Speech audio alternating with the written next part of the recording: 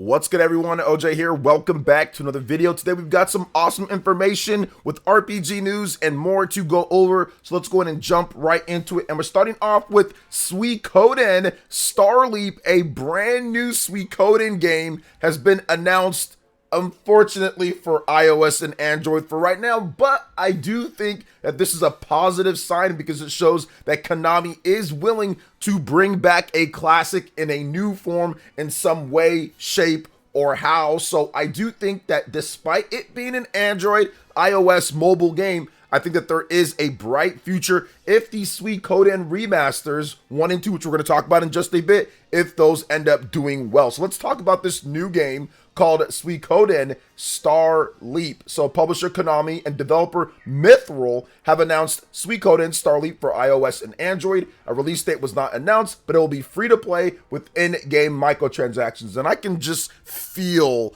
my viewers, the excitement just seeping out, just the excitement just being drained from anything that I just said with that announcement right there. But let's talk about this game first and foremost. So, a new story of 108 stars about the runes begins. Since its release in Japan in 1995, Suikoden series has been one of Konami's most popular RPG series. With 11 titles released, including both the main story and the spin-offs, Suikoden Starleap is an entirely new addition to the series and is the first title to be tailored for mobile. The game features beautiful pixel art graphics and enhances on the series' traditional art style, combined with dynamic sound to deliver a whole new experience of Suikoden, complete with 108 new stars to meet and befriend. Here's the story in the game. The Rune of Change is one of the 27 true runes that are said to have created the world. The story begins just east to the giant Scarlet Moon Empire as a village located on the shore of a lake. One night, our hero, the village chief, whose son comes back home successfully from his first hunt. The village is filled with celebration and brimming with hope for the coming days. But an assault is launched and the fate of the village is changed in an instant. Our hero, along with Hisui, Shirin, and Sharpor, and I'm probably butchering these names, embarks on a journey to restore peace to the village. In the midst of the great whirlpool of destiny, the hero's small adventure turns into a large ambition for a precious one. So you have the different characters that they talked about, the hero and other people that are going to be a part of the beginning for you. You have a message from the manga artist and illustrator. His previous works include Suikoden III manga and Haki Yako series, Mr. Aki Shimizu, and he says, quote, "A new addition to the Suikoden series after a long silence. I'm already looking forward to meeting him and her and all the others." You also have a theme song that I'm not going to play because I don't know if it's going to get me copyrighted. And overall, yeah, it actually looks really good. It has like that HD 2D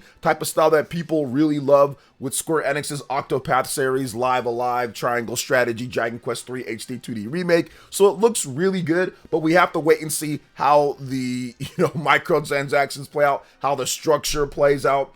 There has been some success with a lot of these classic RPGs coming back in some way, shape, or form. So, for example, we have the Octopath Champions Traveler game and all of that. So there are definitely ways of this doing it right. But we're going to have to wait and see on that just because it's been so long for Suikoden and people really want a new game in the series. However, I will say that this is one of those instances where bringing back Suikoden 1 and 2, considering it's been like 30 years or whatever the case is, I think that's going to be good. And that's essentially a new game for so many people out there, and you're taking those old games and you're making them even better. So I do think that that is a good thing, and seeing a new game being announced is a positive momentum because before it was absolutely nothing with Suikoden for quite some time. But you know what isn't nothing? All of you guys watching this channel right now. So if you want to be something and you're not subscribed, go ahead and hit that subscribe button at this point, and I would really appreciate that. Also, hit that like button if you haven't. Click that notification bell to get my vids as soon as they drop. Now, let's go ahead and jump right into this next Suikoden topic, and it's Suikoden 1 and 2 HD Remaster, Gate Rune and Dungeon Unification Wars launch trailer. It's due out March 6th, so that's a couple days from when I'm recording this video. So let's talk about Suikoden 1 and 2 HD Remaster. New graphical improvements, pixel sprites, and environment art enhanced with new screen effects including lighting, clouds and shadow animations, flickering flames, smoldering smoke, the movement of leaves and insects all add up to a lively in-game atmosphere. The effects and direction have been redesigned, bringing memorable scenes back to life in more beautiful ways. New character drawings, all character portraits have been upscaled in HD. Junko Kawano, who designed the characters for the original version of Suikoden released in 1995, has newly redrawn all the character portraits for this game. Sound improvements, field sound, a large number of environmental sounds not found in the original version, such as the sound of running water in the river, wind, insects, and running footsteps have been added. You can enjoy an immersive experience like never before. Battle sound, all sound effects are now in HD. In addition to the impact of the 3D effects, the realistic sound greatly enhances the dynamicness of the battles. Game system improvements. Many new features have been added, such as a dialogue log, auto battle, double speed battles, and more. So this is really good to see this once again. Suikoden 1 and 2 HD Remaster. It's coming out for PlayStation 5, PlayStation 4, Xbox Series, Xbox One, Nintendo Switch, and PC via Steam, Epic Game Store, and Microsoft Store on March 6th. And it looks great. They did a launch trailer that you guys are seeing right now, and I'm looking forward to checking it out because the Suikoden series has always been a franchise that I was never really able to get into. I did not have a PS1 back in the day. I did not play the series, so whenever I saw it on store shelves, I was like, okay, this looks kind of cool. This name that I can't pronounce correctly overall. And it wasn't like it was ever highly publicized in terms of the reviews or people talking about it like on TV. If I watched, for example, like G4TV.com or something like that, or if I watched G4TV just overall, it wasn't like it was shown in front like Metal Gear and other PlayStation, or not PlayStation games, but games that were on PlayStation 1. The game was not publicized like that, like Gran Turismo or Crash Bandicoot or stuff like that. So it's going to be cool to actually get into the series for real this time. So what do you guys think about the Suikoden 1 and 2 HD launch trailer? Planning on picking up the game? Let me know in the comment section below. But now we're going to move on to some Super Smash Brothers and what Mr. Sakurai has to say, because when Sakurai talks, we listen. So recently, Sakurai says that Super Smash Bros. May not have existed without the legendary Mr. Iwata, and he credits him for keeping it alive even after Super Smash Bros. Melee. Here's what he had to say recently, which, by the way, Mr. Sakurai actually won an award from the Japanese government for his YouTube series recently, so it was pretty cool to see him be honored about what he's been able to do, teaching games and teaching people about it, and the quality of his series that he did on YouTube was second to none overall in English and in Japanese. So once again, big shout outs to Mr. Sakurai for putting that information out there all for free. And I'm pretty sure there were many developers across the world that looked at that and gained inspiration for their own games coming up. So let's talk about what Mr. Sakurai had to say about how meeting Mr. Iwata impacted him and with Super Smash Bros. So quote, "First of all, if it weren't for Mr. Iwata, I might have not joined HAL Laboratory. And if Mr. Iwata hadn't made the prototype for Super Smash Bros., Smash Bros. Might not have been released to the world. If Mr. Iwata hadn't asked me to make Smash Bros. Brawl after I left HAL Laboratory, Smash Bros. Itself might have died out. There's no doubt that he influenced me in many ways. However, when it comes to my craftsmanship, I think I've learned a lot on my own. In fact, when I joined the company, a senior colleague was mean to me, and when I asked him, please tell me the difference between a proposal and a specification, he said, a proposal is a proposal, a specification is a specification. I had no choice but to think about the difference myself, and eventually I got to the point where I could say on YouTube, it's good to write a proposal like this for a presentation." So very good stuff to see here, man. And it's obviously one of those things to where like Super Smash Bros. Has impacted so many lives growing up back in the day. I remember when I first saw Super Smash Bros., I thought it was the craziest, coolest thing that I've ever seen in my life. I'll never forget when I saw it in like a Nintendo Power magazine. I was at the dentist's office, I think in like 1997 or something like that. I remember seeing it at the dentist's office. On the table there was a bunch of magazines, and there was different video game magazines, and I picked it up and I was flipping through it and I saw this game, and I thought it was like an April Fool's joke or something like that. To see Fox, Link, Mario, and Pikachu all beating each other up and all that, it just blew my mind at that time. So I have to thank once again Mr. Iwata and Sakurai for keeping this going, because still to this day, going on 30 years later plus or so, people are still excited, hyped, and buying Super Smash Bros. More than ever. It's never been more popular than it is right now with the Nintendo Switch, and I'm guessing that whatever they do next is also going to be very popular. So shout outs to Mr. Iwata and of course Sakurai as well for listening to Mr. Iwata, so we were able to get the great Super Smash Bros. Games. Well, let's go and move on to another big seller overall, and that is Monster Hunter Wilds. The sales for this game are insane. Monster Hunter Wilds has topped 8 million in 3 days. It is a new Capcom record overall. It is the fastest selling title to reach that milestone in Capcom's history. Now, the Steam version of Monster Hunter Wilds also reached an all-time peak of 1.3 million players according to Steam DB. Monster Hunter Wilds launched for the PlayStation 5, Xbox Series, and PC via Steam on February 28th. So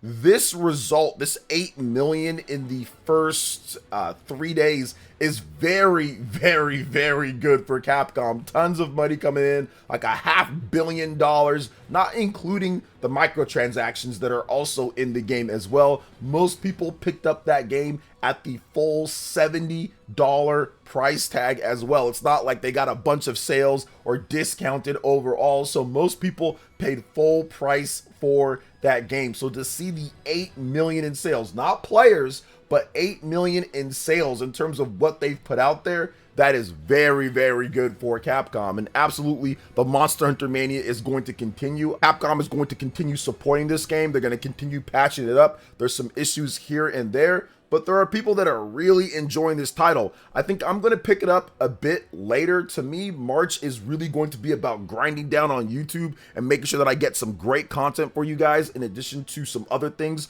that I'm working on, and of course getting ready for the Nintendo Switch 2 reveal in April. But the end of the month for me is Xenoblade Chronicles X, and I'm going to be playing that like crazy. So I wanted to wait a little bit, and once they patch it up and do a couple other things, I'll probably pick it up and have a ton of fun myself, because I actually really enjoyed Monster Hunter Rise. So I am going to wait a little bit for it, but man, this is a very good result, and I think that Capcom can even add to this total if they somehow get a competent version of Monster Hunter Wilds running on the Nintendo Switch 2. They recently talked about it, saying that, hey, they have to examine the hardware and look over it, but they have not ruled it out. I do think that the game absolutely needs some optimization across all platforms, but it's definitely doable with some of the newer architecture, DLSS, and what the Nintendo Switch 2 can do. I do think that it could happen, so if they were able to add in a Nintendo Switch 2 version as well, you could expect that number to shoot up even further, especially considering how Japan likes to play Monster Hunter with portable systems, and considering that Monster Hunter Rise sold over 10 million units on the Nintendo Switch by itself. And I know that there's a ton of people that are very excited that Monster Hunter Wilds is doing really, really good and they're enjoying the game. So what do you guys think overall about Monster Hunter Wilds sales topping 8 million in 3 days? That actually blew away Monster Hunter World. I think that took a while. That took a few weeks or so, or a month or so. It did take a while to get to that 8 million for Monster Hunter World, and Monster Hunter Rise, it took a while for it to hit that 8 million as well. Not as close as it was here with Monster Hunter Wild. So what do you guys think about all of this? Let me know in the comment section, but we are going to move on to one more topic here, and that is Hideki Kamiya on Scalebound. He wants to bring it back, even saying, let's do it, Phil. So Scalebound was announced for the Xbox One over a decade ago. Man, time flies.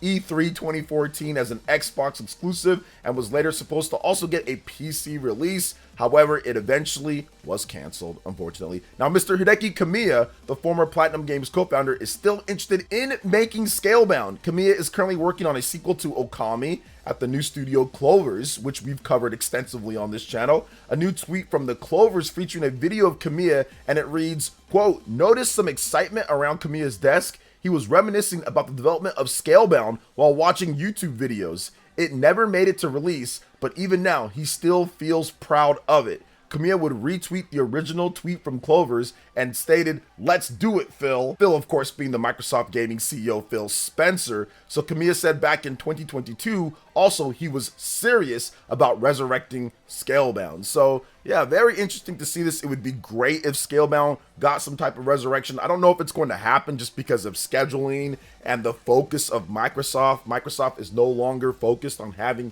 big exclusives to push their own systems and more going a multi-platform, more broad range of looking at things. But you never know, right? I mean, maybe one of these days Scalebound comes back in some way, shape, or form, but I doubt it. But hey, Kamiya's still up for it. Obviously, he wants to bring business to Clover, so once he finishes Okami, maybe Scalebound can go into production. Phil's got plenty of money apparently too to spend on a variety of different things. They've spent themselves to oblivion when it comes down to it, so we'll see what happens here in the future. And yeah, Scalebound was one of those games that my brother actually picked up a Xbox One for me because he saw how excited I was, and I necessarily didn't have as much money at that time to buy the Xbox One, but he bought it for me. He bought the Xbox One for me and shipped it to my house, and I was very excited. I was like, oh great, now I can play Scalebound when it comes out, you know, and it never came out. But yeah, for those who don't know, Scalebound was the reason why I got an Xbox One even in the first place, for a game that never came out. But what do you guys think overall when it comes to Hideki Kamiya and what he had to say and everything else that we talked about here? Let me know in the comment section below. All right, guys, that wraps it up for this video here. Thank you so much for watching. I do appreciate it. Please make sure you hit that like button, subscribe if you're someone new, click that notification bell, and check out my other Nintendo Switch RPG news and more right here on screen. Thanks for watching, and we'll catch you guys for the next one. Peace.